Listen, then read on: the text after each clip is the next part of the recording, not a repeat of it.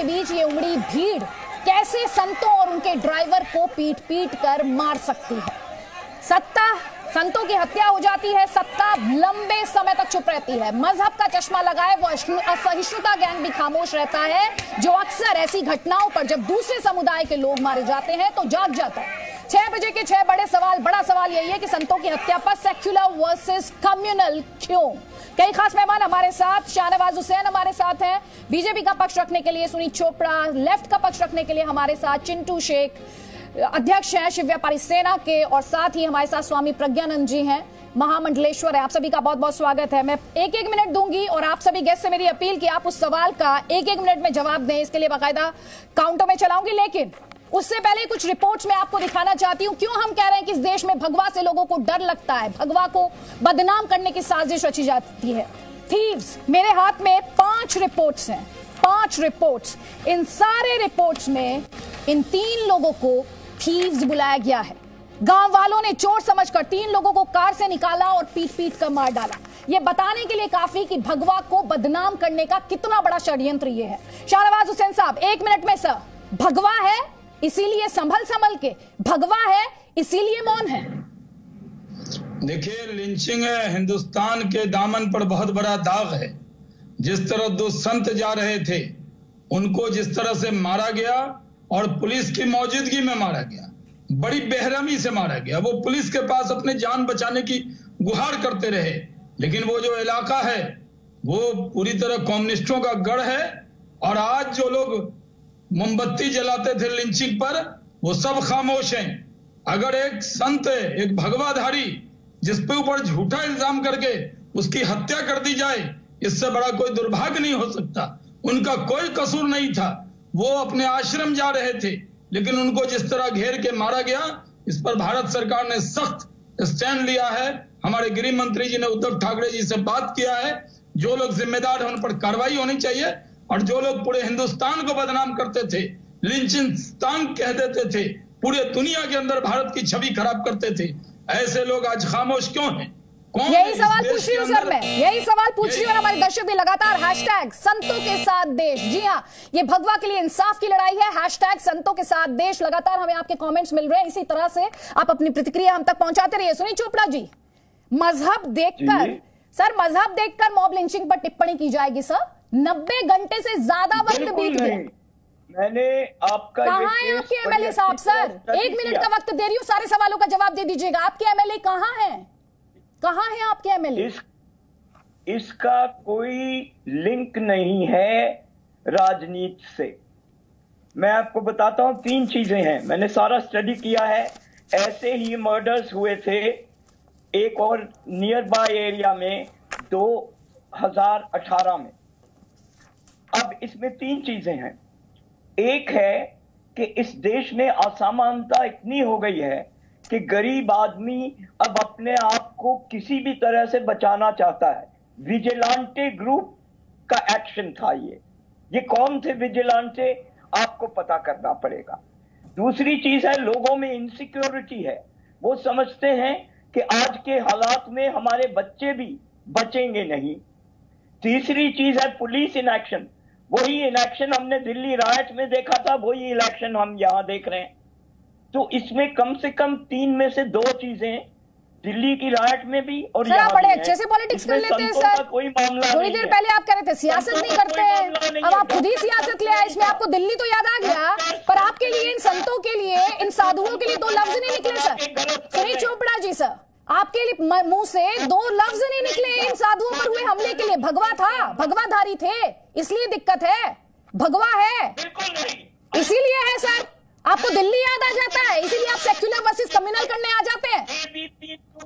संतों की हत्या पे ही होगा सर, सेक्युलर वर्सेस कम्युनल करेंगे। अभी यही जब अखलाक था, पहलू खान था, तो इस देश में लोग छाती पीटने लगे थे सर। इसका संतों से कोई मतलब नहीं है, डॉक्टर संत नहीं था सर। आपको मैंने खुद दिखाई है न्यूज़पेपर्स की कटिंग सर, खुद दिखाई है। बड़े षड्यंत्र की तरफ इशारा कर रही है, बड़े षड्यंत्र की तरफ इशारा कर रही है। महामंडलेश्वर जी, किस तरह से भगवा को बदनाम किया जा रहा है, ये एक बड़े षड्यंत्र की तरफ इशारा करता है सर। ये खबर तो आती भी नहीं, चलती भी नहीं। 90 घंटे से ज्यादा बीत गए, जी न्यूज ग्राउंड पर पहुंचा है, लगातार ये खबर हम दिखा रहे हैं। ये जघन्य अपराध है, इसकी किसी भी शब्दों में निंदा नहीं की जा सकती। जघन्य से जघन्य अपराध है, रेयरेस्ट अपराध है। और अभी संतों ने भी अब निर्णय ले लिया है, हमारे अखाड़ा परिषद के अध्यक्ष नरेंद्र जी ने कह दिया है, यदि समय पर निर्णय नहीं लिया गया तो पूरा संत समाज महाराष्ट्र सरकार का घेराव करेगा और महाराष्ट्र सरकार को महाराष्ट्र में राष्ट्रपति शासन लगाने की बात करेगा। और यहाँ तक कि यदि संतों के साथ न्याय नहीं हुआ तो अग्र शत्रु वेदा पृष्ठम शस्त्रम धनु इदम ब्राह्मण इदम छात्रम शास्त्रादपि सरादपि। हम संत जो है एक हाथ में माला एक हाथ में भाला भी रखते हैं, एक हाथ में शस्त्र है, शास्त्र है। ये बात न भूल जाए। इसलिए संतों को यदि सताया गया तो संत फिर जो देश के संरक्षक हैं, देश की रक्षा करना जानते हैं, धर्म की रक्षा करना जानते हैं। और इसलिए धर्म की रक्षा आज संतों के साथ हुआ है और भी अपराध हुआ है। निरपराध संतों को जिस प्रकार डंडों से पीट के मारा गया, ये घटना ऐसी देखने में कहीं नहीं आती। ये राक्षसी प्रवृत्ति के लोग ही कर सकते हैं और राक्षस ज्ञावीता अपराध है। इसलिए हम संतों ने निर्णय ले लिया है। ध्यान रहे, अब अखाड़ा परिषद के अध्यक्ष ने जो कहा है हम उसके अनुसार बहुत शीघ्र ये तालाबंदी जैसे समाप्त होती है, लॉकडाउन जैसे समाप्त होता है, उसके बाद हम जो अनुशासन में रहने वाले संत ये दिखा देंगे सरकार के स्वामी जी। मैं तो यही अपील करूंगा सर, पुलिस वाले को सब कुछ जो कानून के दायरे में आता है, किसी तरह की हिंसा की बात नहीं होनी चाहिए, किसी भीड़ तंत्र की बात नहीं होनी चाहिए, इस देश के कानून की बात होनी चाहिए और इस देश के कानून का ही सम्मान होना चाहिए, जो चिंटू शेख हमें पालघर में देखने को नहीं मिला। किस तरह से एक बड़ी साजिश रची गई साधुओं के इस मर्डर को दबाने के लिए, किस तरह से बदनाम किया गया। मैं बार बार इन क्लिप्स की तरफ आपका भी ध्यान लेकर आती हूं सर। ये तस्वीरें बता रही हैं, इन तस्वीरों में पुलिस इतनी लाचार, इतनी असहाय, इतनी विवश, इतनी बेबस सर कभी नहीं दिखी है। किसी का दबाव था पुलिस पर, किसी बड़े षड्यंत्र को छिपाया जा रहा है सर आदिवासियों के पीछे छिपकर। ये साधुओं की जो हत्या हुई है उस पे मुझे कुछ षड्यंत्र नहीं दिखता है, मगर जिस तरीके से पुलिस बेबस थी, पुलिस नाकाम थी, पुलिस के ऊपर तो कार्रवाई होनी चाहिए। मैं चाहता हूं कि महाराष्ट्र के गृह मंत्री के ऊपर, जिसके हाथ में पुलिस शासन है, उनके ऊपर भी कार्रवाई होनी चाहिए। और मैं चीफ मिनिस्टर साहब से रिक्वेस्ट करता हूं, महाराष्ट्र सरकार से रिक्वेस्ट करता हूं कि ये जो केस चलेगी वो फास्ट ट्रैक में चले और सख्त से सख्त सजा हो। जो भी दोषी पाए जाएंगे उस पर कोई रहम नहीं, क्योंकि ये शैतान है, ये शैतान हैवानियत है। साधुओं को जिस तरीके से मारा, मैंने वो वीडियो देखा, मैं खुद देख के हैरान हो गया कि महाराष्ट्र में ऐसी घटना घट रही है और पुलिस कुछ नहीं कर रही है। जबकि जब से लॉकडाउन शुरू है, पुलिस की बाइक पे सवार जो लोग घूम रहे हैं, जो जरूरतमंद चीजें लेने जा रहे हैं, उन पे लाठीचार्ज कर रही है, उन पे अपना अत्याचार दिखा रही है, अपनी ताकत, अपनी दादागिरी उन पे दिखा रही है। तो महाराष्ट्र सरकार इसमें फेल हुई, महाराष्ट्र पुलिस फेल हुई। मैं खुद मानता हूं, मैं मुंबई का रहवासी हूं, महाराष्ट्र से बिलोंग करता हूं, मैं खुद मानता हूं कि पुलिस उन साधुओं को बचाने में नाकाम हुई। इनके ऊपर भी कार्रवाई होनी चाहिए, वहां के एसपी के ऊपर, वहां के कमिश्नर के ऊपर, वहां के कलेक्टर के ऊपर। इस खबर को दबाने की कोशिश क्यों हुई चिंटू शेख? और हम दो तस्वीरें दिखा रहे हैं यहाँ पर, हम दो तस्वीरें दिखा रहे हैं। शाहनवाज हुसैन साहब 14 अप्रैल की तस्वीर भी दिखा रहे हैं, जिसमें डॉक्टर विश्वास खुशकिस्मत थे, वो तो बचकर निकल गए सर, लेकिन साधु उतने खुशकिस्मत नहीं थे, उनके साथ पुलिस भी नहीं थी। शायद पुलिस की मौजूदगी में संभवतः ये मॉब लिंचिंग का पहला मामला होगा सर। देखिए, जब इस तरह की घटना दिखी, मैंने उस वीडियो को देखा, मैंने उसके बाद भी ट्वीट किया था, आज भी ट्वीट किया है, आज भी मैंने मीडिया के जरिए उसकी निंदा की है। मैं उसको देख के दंग हूं। वो संत पुलिस का हाथ पकड़ के खींच के ला रहा है, हमें बचाओ, हमें बचाओ, लेकिन पुलिस वाले उससे हाथ छुड़ाकर भाग जा रहे हैं। क्या पुलिस के पास हथियार नहीं थे? क्या पुलिस को वहां फायरिंग नहीं करनी चाहिए थी? क्या लोगों की जान बचाने के लिए वहां पर एक्शन नहीं लेना चाहिए था? ये मॉब लिंचिंग ही नहीं है, ये पुलिस के संरक्षण में मॉब लिंचिंग है, पुलिस के मौजूदगी में मॉब लिंचिंग है। एक मासूम, एक संत जो अपना घर परिवार छोड़कर, भगवा पहनकर देश की सेवा के लिए, समाज की सेवा के लिए आश्रम में रहने वाले लोग, जिनका कोई कसूर नहीं था, अपने ही देश में इस तरह मासूम लोगों को, इस तरह संतों को जिनका कोई अपराध नहीं था, निरपराध लोगों को मार दिया जाएगा, ये देख के दिल दहल जाता है। इसलिए आदित्य जी, मैं तो कहता हूं, आपने सही विषय उठाया है। सवाल है मॉब लिंचिंग पर बड़े बड़े मोटे मोटे आंसू बहाने वाले मोमबत्ती जलाने वाले, भारत को लिंचिस्तान कहने वाले, वो आज खामोश क्यों हैं?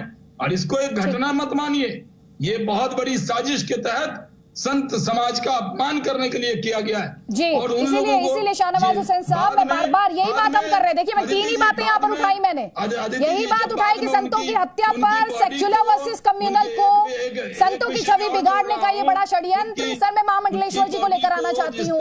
महामंडलेश्वर जी, संतों के खिलाफ साजिश, संतों के मर्डर से जुड़ी इस खबर को दबाने का पूरा षड्यंत्र, ये सब कुछ बड़ी साजिश की तरफ इशारा कर रहा है।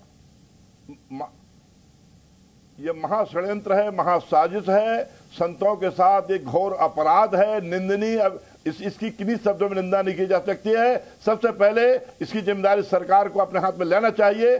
जब दूसरे लोग अब जब गलत काम करते जिम्मेदारी ले लिया करते हैं, इनको जिम्मेदारी लेना चाहिए। और अविलंब मैं चाहता हूं केंद्र सरकार इसमें अविलंब सक्रिय हो जाए। जो यदि सरकार निर्णय नहीं ले पाती है तो राष्ट्रपति शासन वहां लगा दिया जाए, यदि वो संभाल नहीं सकते सत्ता को। और पुलिस वालों को तो अविलंब उनको सस्पेंड न किया जाए, उनको निकाल दिया जाए, उस पद से निकाल दिया जाए। जैसा कि अभी ने कहा, जो गृह मंत्री को उसकी जिम्मेदारी लेना चाहिए, मुख्यमंत्री को जिम्मेदारी लेनी चाहिए। और अविलंब उन परिवारों को जो बेचारा ड्राइवर नौजवान लड़का 25 साल का, उसकी पत्नी को तुरंत नौकरी दे और 1 करोड़ रुपया उस परिवार को दे और साधुओं के आश्रमों को 1-1 करोड़ रुपया भिजवाया जाए।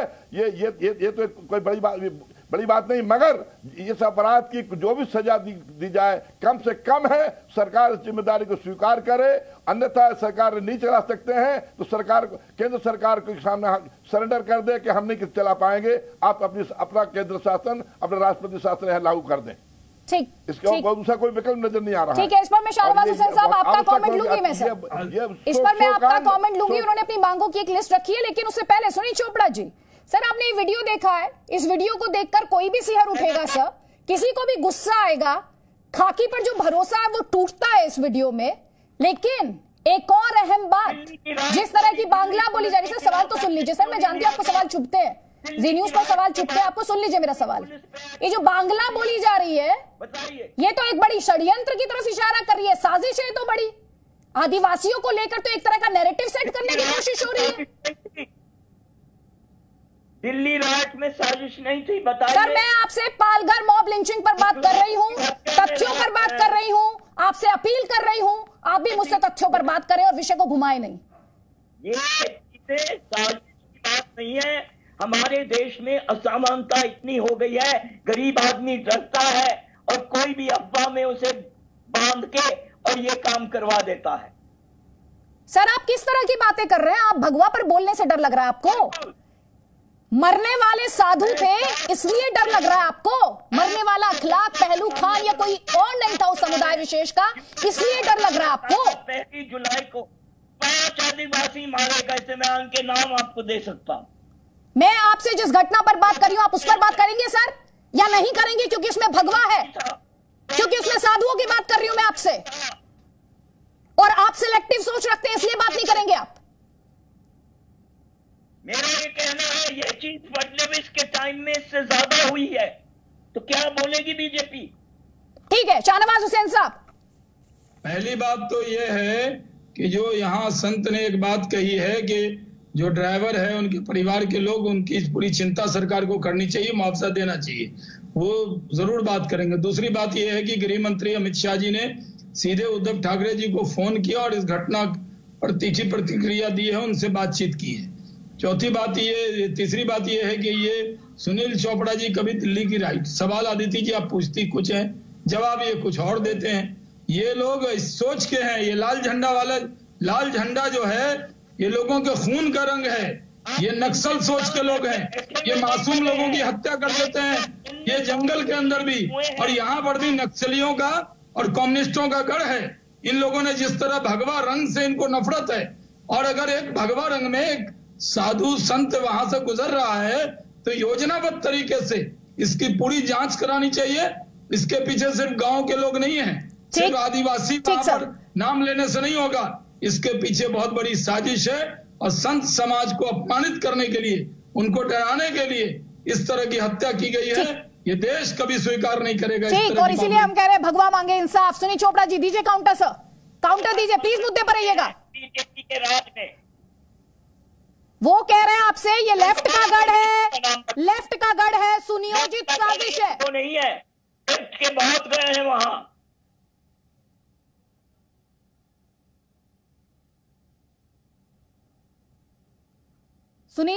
सुनियोजित साजिश, लेफ्ट का गढ़, जवाब दीजिए ना सुनील चोपड़ा, कटघरे में आप हैं।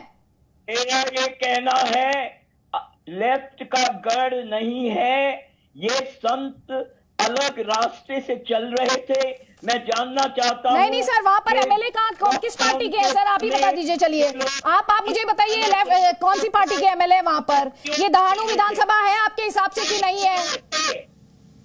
बहुत चीजें आपकी जवाब की है, मैं इसलिए खास नहीं लाया क्योंकि मैंने कहा इसकी सफाई हो और ये इस पे एक्शन हो। नहीं सुनील चोपड़ा जी, एक्शन क्या हो?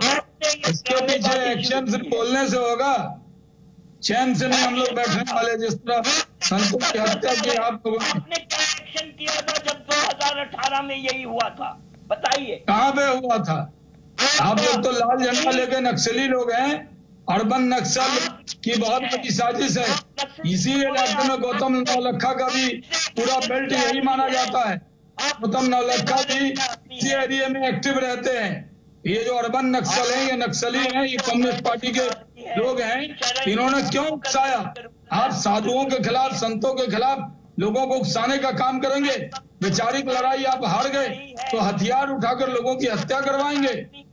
पहले मारे गए थे यहाँ। सुनील चोपड़ा जी, आपसे जो सवाल पूछा, 3 सवाल है सर, प्लीज सवाल सुन लीजिए, सवाल सुन लीजिए सर, प्लीज सुन लीजिए। सुनियोजित साजिश की बात वो कर रहा है। दूसरी बात, यहां से किस पार्टी के एमएलए हैं सर? सर सुनते नहीं सर, प्लीज। कौन सी पार्टी के एमएलए यहां से? कौन सा विधानसभा क्षेत्र है सर? आप जी जैसे प्लेटफॉर्म पर आए हैं, कौन सी पार्टी का एमएलए है?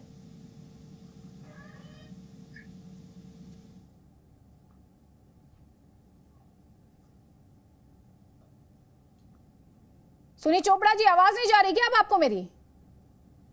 नहीं जा रही, इसीलिए तो मैं वेट नहीं सर, कौन सा विधानसभा क्षेत्र लगता है? कौन सी पार्टी के एमएलए हैं? एमएलए की चुप्पी क्यों है?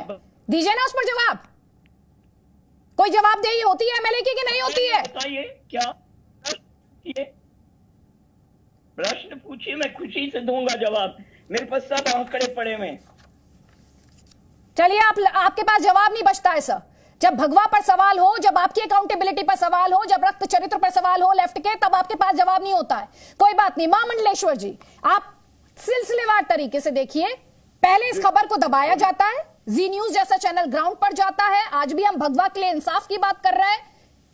किस तरह का पोर्ट्रेयल अखबारों में होता है, चोर के तौर पर भगवा को बदनाम किया जाता है, और फिर इसमें सेक्युलर और कम्युनल ढंग ढूंढा जाता है, सेक्युलर वर्सेस कम्युनल किया जाता है। यही तो बड़ा आश्चर्य की बात है कि सेक्युलर गैंग आज कहां है? जो अपनी डिग्रियां वापस कर रहा था, उपाधियां वापस कर रहा था, आज कहां है वो? और भी कई पार्टियां हैं जो देश को शासन करने के लिए ललक रही हैं। उनके किसी के बयान क्यों नहीं आ रहे हैं? उनको भी बयान देना चाहिए अविलंब। साधुओं की हत्या उनके लिए, उनकी नजर में कोई बड़ी बात नहीं है। ये बहुत दुर्भाग्य की बात है हिंदुस्तान के लिए, भारत के लिए, कि जहां एक साधु की हत्या हो, दो साधुओं की हत्या हो, उसके ड्राइवर मारा जाए जो उनकी वाहन चला रहा था, उसके बारे में सब चुपचाप है।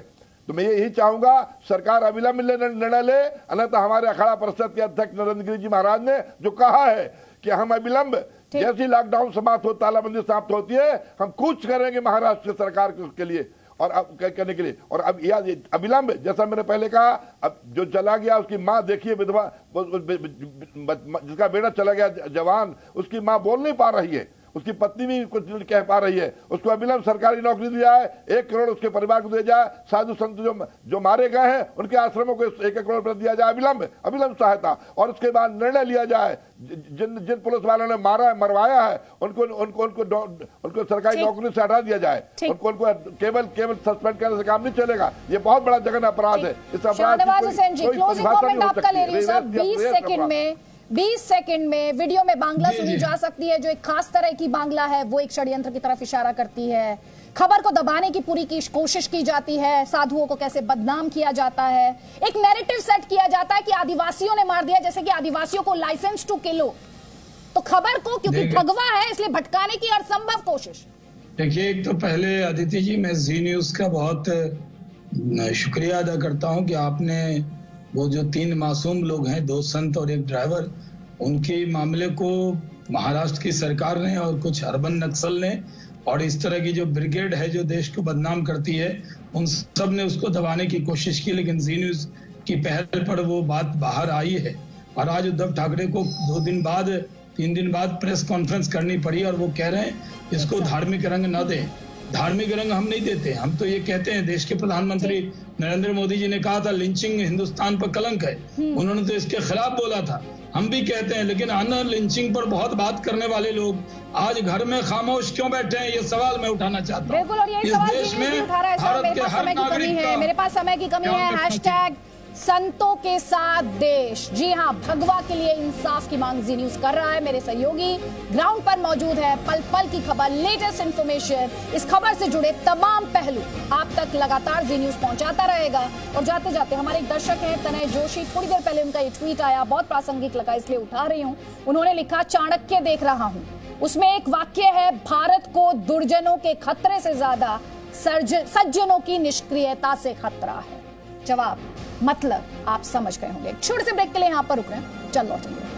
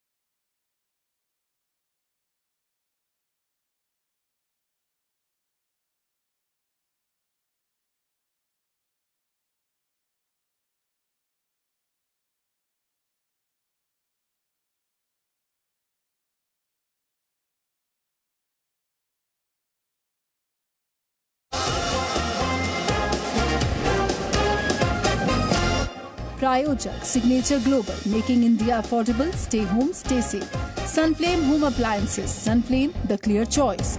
लिंक अटूट पैडलॉक्स, अब 2 करोड़ की कॉम्बिनेशन में लिंक लॉक्स। कमला पसंद, अनोखा स्वाद। स्पाइडर लॉक्स एंड एसेसरीज, 30 सालों का अटूट विश्वास। बड़े भैया मतलब Agarwal packers and movers, original founder company DRS group और Nirol wires, cable, switches and pipes, जो निभाए जीवन भर का साथ। पालघर मॉब लिंचिंग पर गृह मंत्रालय ने मांगी रिपोर्ट। योगी ने कहा कड़ी कार्रवाई हो। उद्धव का बयान, मामला हिंदू मुस्लिम नहीं, गलतफहमी का है, किसी को छोड़ेंगे नहीं। कारण इनकी हत्या हुई, लेकिन इसके बावजूद हम किसी को भी छोड़ने वाले नहीं। संतों को न्याय दिलाने के लिए जी न्यूज की मुहिम, देश भर से प्रतिक्रियाएं। मॉब लिंचिंग की जगह से जी न्यूज की ग्राउंड रिपोर्ट, संतों के आश्रम भी पहुंची जी न्यूज की टीम।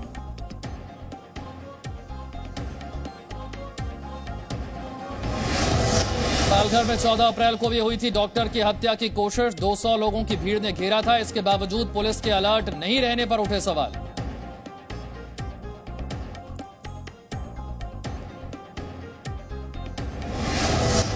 देश में कोरोना के मरीज बढ़कर 17,656 हुए। अब तक 559 की मौत। पिछले 24 घंटे में 1540 नए मामले और 40 लोगों ने दम तोड़ा।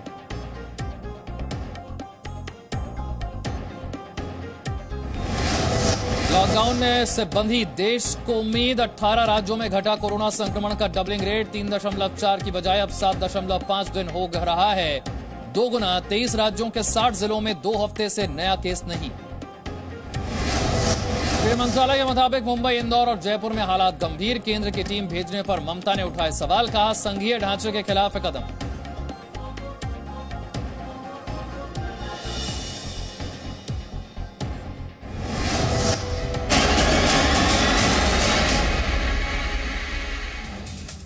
नमस्कार, मैं हूं आपके साथ विशाल कालरा। कोरोना 2020 आपको दिखाया। उससे पहले इस वक्त की बड़ी खबर, देश में कोरोना मरीज